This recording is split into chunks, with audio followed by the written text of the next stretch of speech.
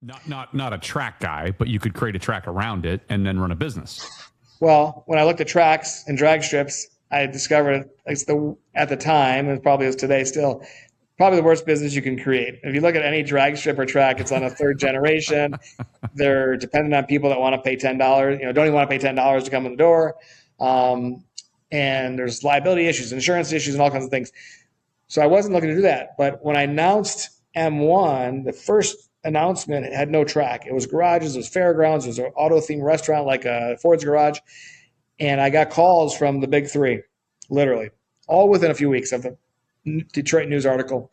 And they said, how come you're not building a racetrack? And I said, racetracks don't make money. And one guy, and I forgot who it was, I think it was someone at Dodge or Chrysler, said, you're thinking about it from a consumer perspective, not a business perspective. And I said, what do you mean? And they said, we rent tracks all the time for ride and drives and dealer training and TV, video, commercial shoots.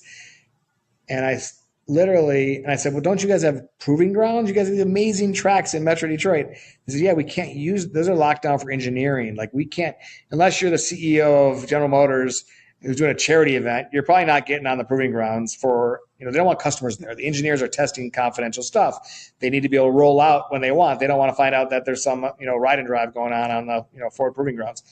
So I literally came home after a few meetings and I said, what if I build a track and flip the model? So there have been like private racetracks around the country for years.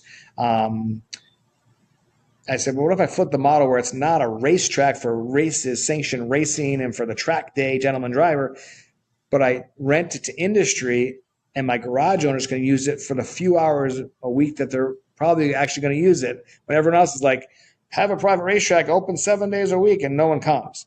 So that's when we decided to build the track. I hired a well-known designer. Couldn't afford the top designer that I use here in Tampa. And we built it. Everyone said it would never work. Everyone said no one's going to buy the garages, especially Pontiac. Even, some significant industry players said there's no way this thing works.